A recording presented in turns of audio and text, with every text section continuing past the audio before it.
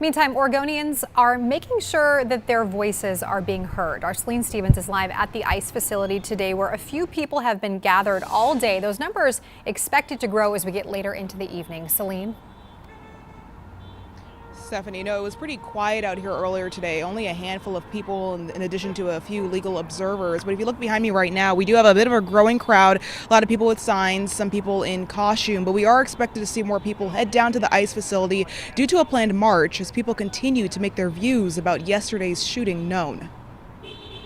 I'm just ashamed in where we are right now as a nation. Thursday's shooting of a man and woman by a Customs and Border Patrol agent led to immediate protests Thursday night throughout Portland that have continued into Friday.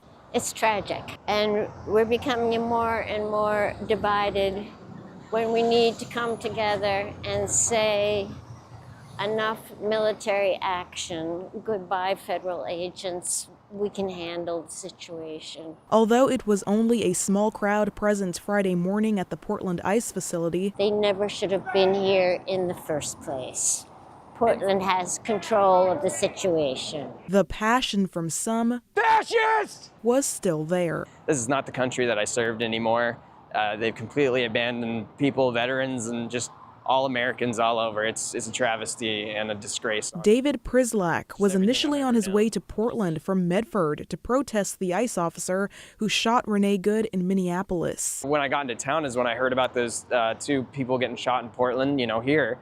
And things have just gotten way too far in this country, just in the wrong way. Vice President J.D. Vance spoke about the shooting in Minneapolis Thursday, saying that shooting was warranted. The idea that this was not justified is absurd, and I think everybody knows it in their heart. You have a woman who aimed her car at a law enforcement officer and pressed on the accelerator. Nobody debates that. Protesters have been demanding federal agents leave Portland, with some even protesting the ICE facility at City Hall Thursday when they learned there was an emergency situation in the city.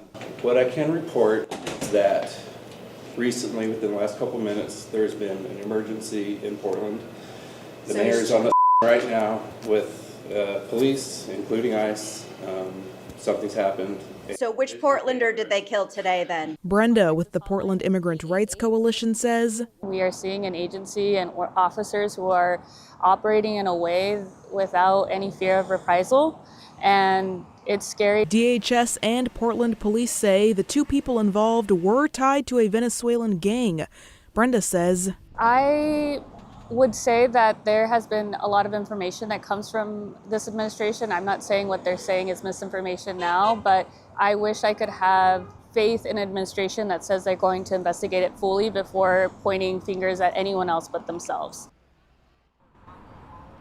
So last night there were 6 arrests here at the ICE facility by PBB, with one of them being the well-known Portland Frog, who was arrested for disorderly conduct in the second degree, as well as interfering with a peace officer. Again, right now there's around 20 or so people and everything has remained peaceful. Stephanie? All right, Celine, thank you for that update.